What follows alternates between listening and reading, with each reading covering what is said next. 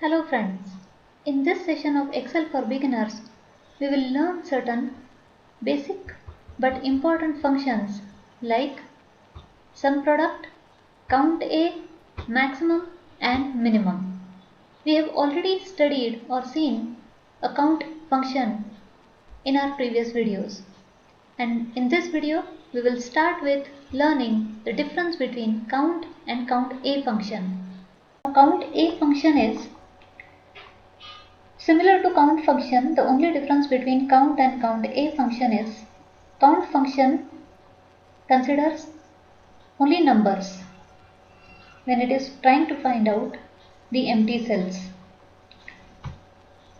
It does not consider the words as well. Count A function will consider a cell with words or characters as included into this.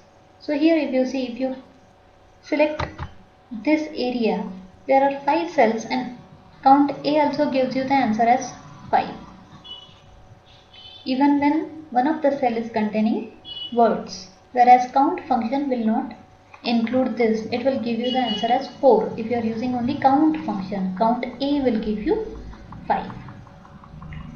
One more important function is sum product. Now sum product gives you what? If you want to make a sum of two columns or multiple values and columns as given in this, like there is a revenue and there is some percentage of each revenue that you want to find out and make sum of those percentages only. In such cases you can simply use sum product function, and in that you have to select only the areas that you want to choose or you want to multiply with. But you have to remember they are supposed to be in line, in sequence.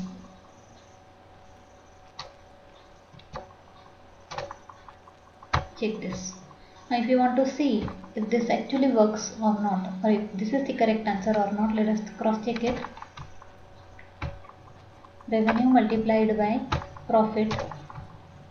You can simply drag it and then make sum of it. It gives us exactly same answer. So instead of doing this way, you can go by simply one function into Excel. Next function is maximum value function. If from the given data you want to find out the maximum value, say for example if there are marks of students and you want to use or you want to find out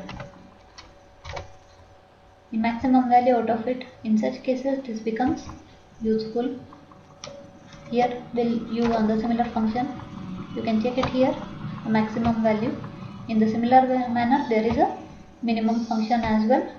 You can simply use it. You can type the min and it will appear, and choose the range from which you want to find out the minimum value. It will give you the answer.